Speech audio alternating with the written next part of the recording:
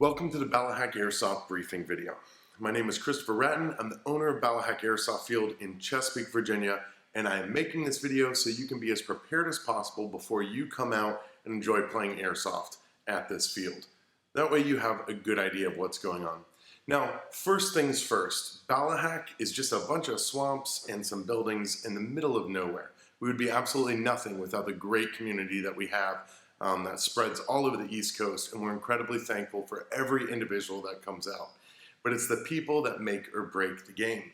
It's the attitude that people come with. So at Ballahack, we are not here to prove our manhood. We're not here to show that I'm a big man and I can shoot you better than you can shoot me. Everyone out here is on the exact same level. We also want to try to find a balance between goofing off too much or taking it too seriously.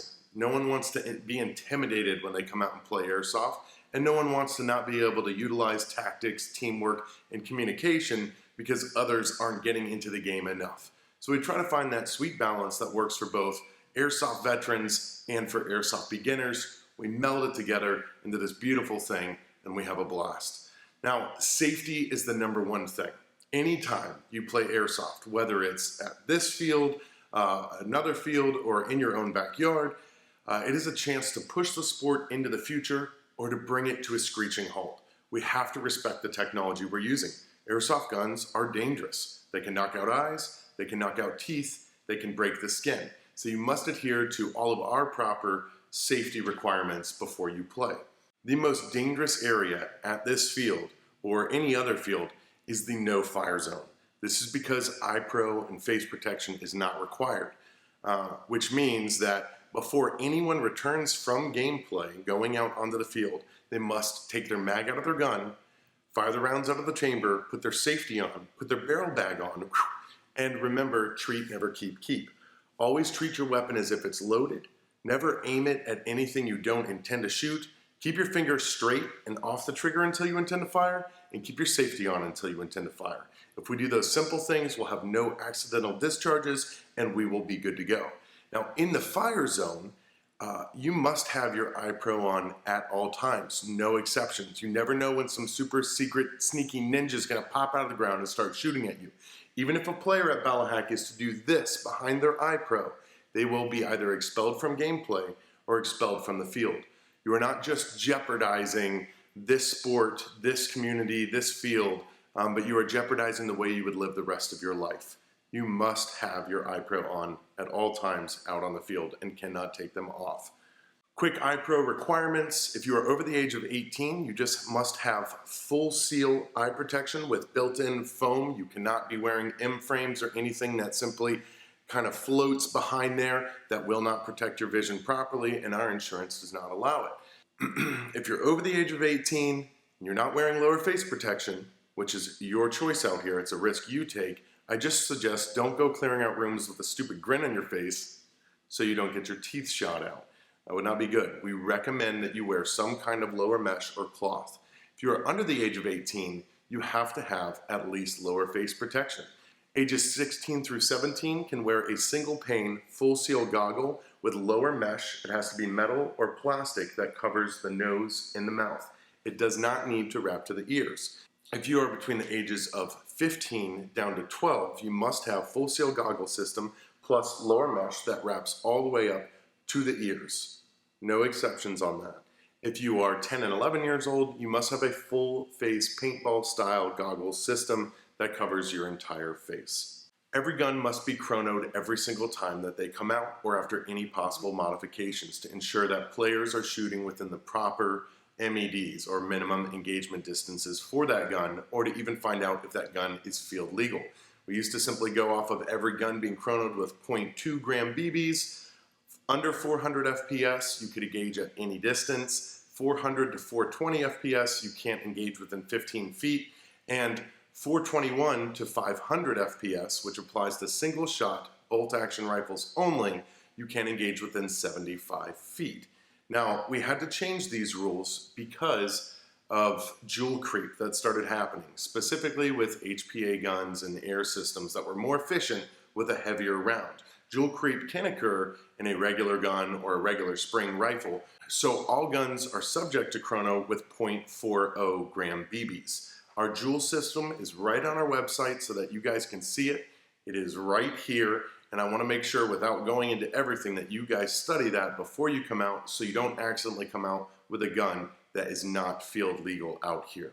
We are in wildlife. We are in nature. This is their place that we get to visit every weekend. We need to respect the wildlife that we are around. We need to make sure that we don't trash anything, that we recycle all items that we can, that we don't make a mess of anything, and that we just generally are good human beings out here. When it comes to animals, do not go Steve Irwining it and trying to handle them or anything like that. If there's something that you think might endanger you, please report it to one of our red vested marshals that are monitoring gameplay and all the players, or talk to someone in the store. Otherwise, leave them alone.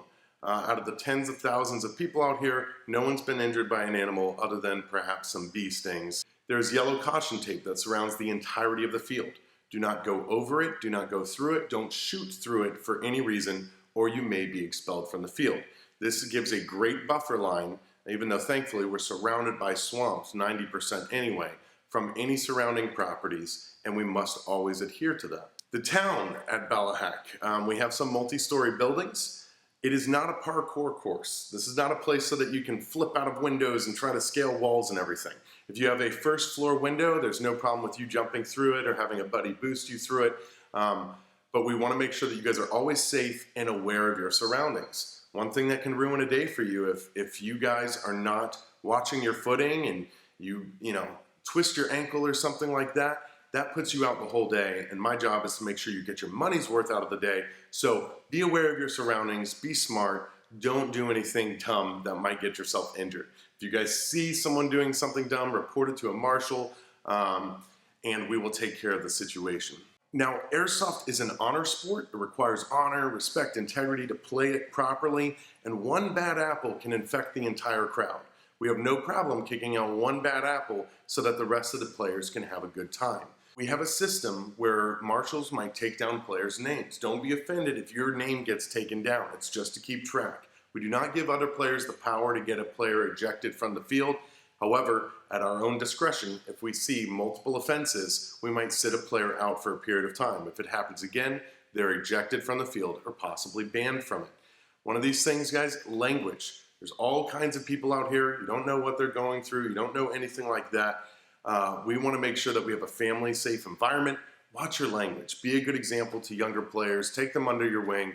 And thankfully, that's what our community does for the most part. If someone is to quietly curse to themselves because a stick went straight up through their foot and they're bleeding all over the place, they're not going to get in trouble for that. It's directional language that we want to watch out for. Anything that is condescending or negative towards other players is just unaccepted. We're out here to make memories and have a good time. So watch your mouth and let's keep it clean. Now, airsoft is not just an honor sport, it is also combat simulation. We're here to come out, simulate shooting each other. It's basically battle simulation of all different kinds. Cool stuff, nerdy stuff, whatever. We're all here to have a blast. But there's no point in you coming out unless you are going to call your hit when you get shot, or a player calls their hit when you shoot them. There's just no point in you coming out here. Players at Ballahack are not allowed to call other players out on their hits. It is unsportsmanlike. It is viewed as just as badly as you not calling a hit yourself. If you see someone not calling their hit, please remember what they look like and report it to a marshal. It is not going behind their back, it's not tattletaling, it's following the field system so that we make sure we can provide a good quality product and a good experience for you guys out here in gameplay. When you get hit, anywhere on your body counts as a hit except for gun hits or ricochets. If you have an 8-day backpack on your back and it's sticking out 5 feet and that gets shot, that counts as a hit. Be sure to call your hit. If it hits your gun, it doesn't count. If it ricochets off something and then hits you, it doesn't count. But if you're unsure, when in doubt, always call your hit. And when you're shooting other players, give them the benefit of the doubt. There are some people that just think they hit everything they aim and shoot at. It's amazing what a tiny little twig or a blade of grass can do to a BB when you're shooting at someone. Give other people the benefit of the doubt, and if they don't feel it and you're obviously shooting them, shoot them more. That's fine. Just make sure that you don't ever overshoot a player or put yourself in a situation where you might be doing that. When you get hit, make it audible, make it visual. Every player needs a dead rag. That is just any red rag that you can pull out quickly and throw on top of your head. If you simply throw out your dead rag, but you're in a lot of brush and people can't see, they might continue to shoot you. So you must make it very loud and very known that you are hit when you do get hit. And you must assume a non-threatening position. If I'm standing like this and I'm yelling, "Hey, hey," but I'm still standing like this, some players might think I'm yelling, "Get some, push up," and what's gonna happen? They're gonna unload on me and I'm gonna continue to get shot. When you get killed at Ballahack, you generally have two options, medics and respawns. During regular gameplay, unless briefed otherwise, a medic is simply someone designated, normally 1 per every 10 players, by show of hands at the beginning of the game, that can tap you back to life, tapping once per second. The reason we tap is some people think these are seconds, or they match it with their heartbeat, and their heart is beating like crazy. Make sure it's 1 Mississippi, 2 Mississippi, all the way back to life. If a medic is healing a downed player and has to shoot during that time, they need to restart the 60 seconds. If they have to move that player during that time, they have to restart the 60 seconds. And anyone can move a downed player as long as he's friendly by maintaining physical contact with them. You don't have to drag them and bloody up their back across the gravel or something like that. Just maintain physical contact. You can hold hands and skip, whatever you want to do. Once you break contact, that player must stay right where they are. If you are getting shot while you're dead, if you're caught in the middle of a firefight, that is your fault. If there's 100 guys over there and 100 live guys behind you, you need to get out of the way. Get down, get small, take a knee, at least when you get shot, or possibly lay on the ground. You're not allowed to move from your position unless you're going to respawn. Unless you're in the middle of a firefight, you can temporarily move out of the way. Once the firefight subsides, you can return right back to where you were. Just keep that in mind. Respawns are instantaneous points. You go to them, bam, you're back in the fight. It's important to note that at Ballahack, respawn points you are invincible at. No objectives will ever be placed near a respawn point. So if I go to a respawn point, which is normally at the outer perimeters of the field, and I'm standing there and I'm getting shot at, that's fine. I can just shoot back at the player and their respawn's a lot further away. This prevents excessive spawn camping. Plus, just generally don't camp spawns. It is, however, a legit tactic to try to block people at their spawns at greater distances so that they can't resupply their forces on the front. There's nothing wrong with that, but you are invincible on your spawn point. There's no bleed out time in regular gameplay, and if you start walking to your spawn point, you must go all the way to it. You can't start walking and then be like, oh, a medic in a building, cool, and then get healed. It doesn't work that way. Start walking, go all the way to spawn, instantly you are back in the gameplay. Dead men do not talk. They don't text, sign language, Facebook, Twitter, anything like that. Do not give up information about enemies. It's very frustrating if you get shot and your medic's like, I'm gonna come get you. And you're like, like that, pointing to where the enemy that just shot you was. Not cool, don't talk.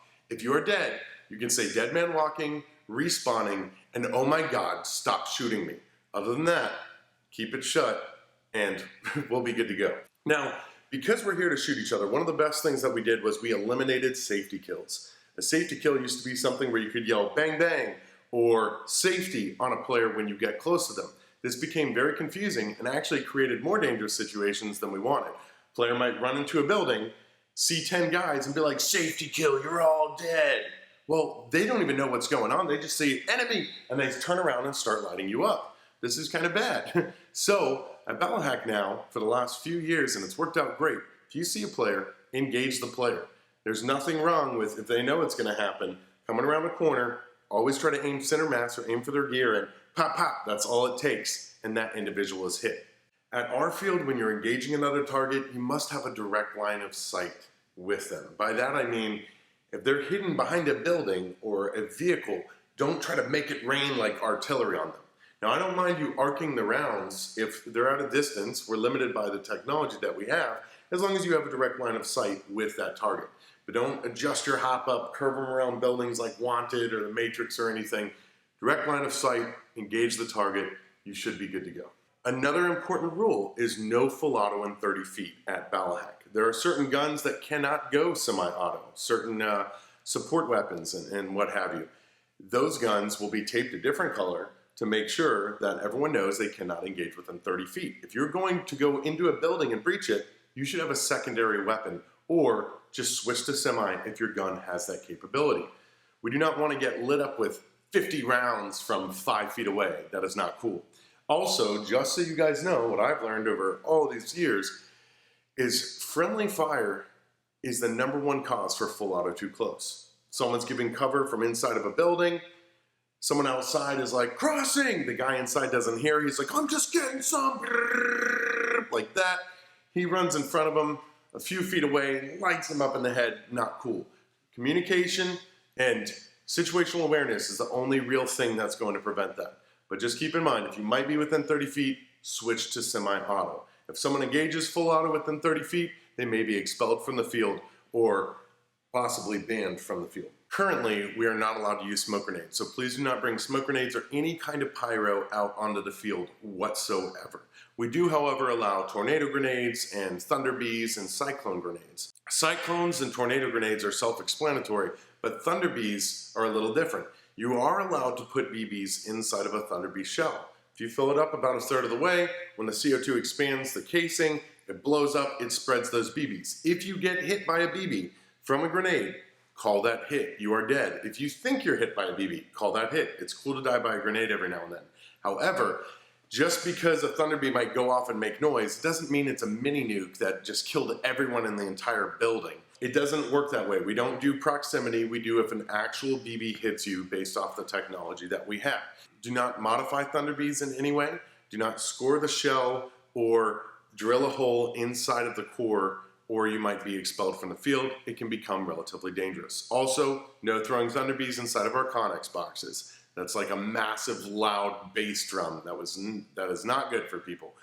You can, however, throw thunder bees in other areas. Just be mindful of where you're tossing the grenade. You may not blind fire at Ballahack. No blind firing. Blind firing is when you're shooting your weapon like this or like that around a corner. At Ballahack, you must shoulder your weapon and you must be able to see down the sights of your gun to engage. If you have a pistol, you must be able to see down the sights of that pistol when engaging a target.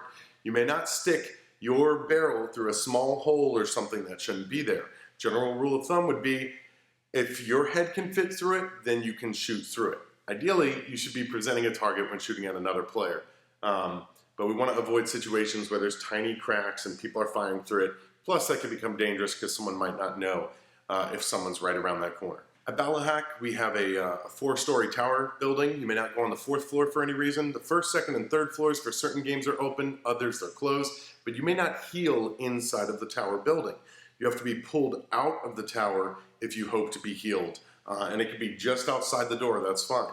Same goes with the Escher building.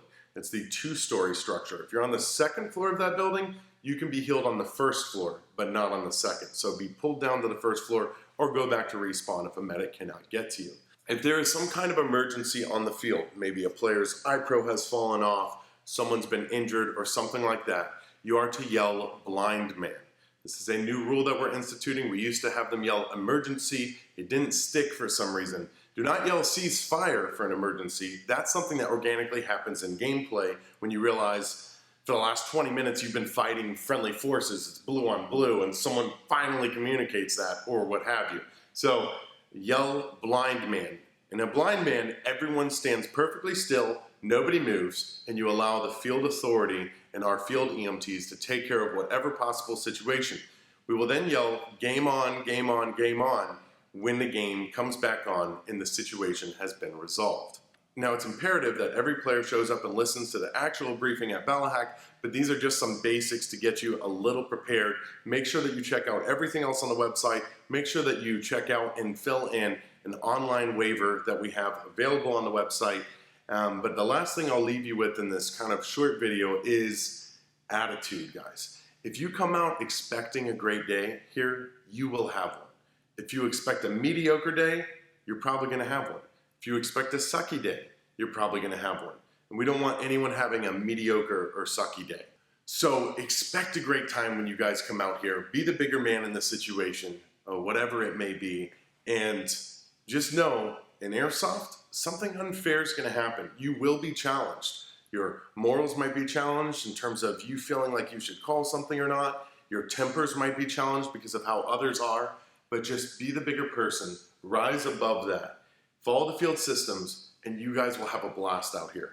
Now, all throughout the day, we'll be playing different games. We normally play between 8 to 12 different scenarios on a regular day.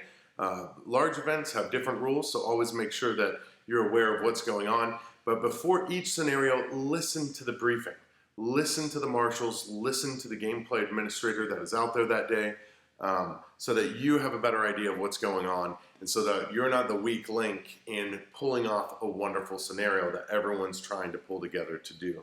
Please know that our marshals out here, guys, they are here for you to make sure that you have a good, quality, fun time. They are open. Please talk to them about any issues you might have. Please talk to store staff or the field manager or myself if you have any issues with them. We have a large marshal pool. We constantly rotate through a bunch of different people. We want to keep everyone in check.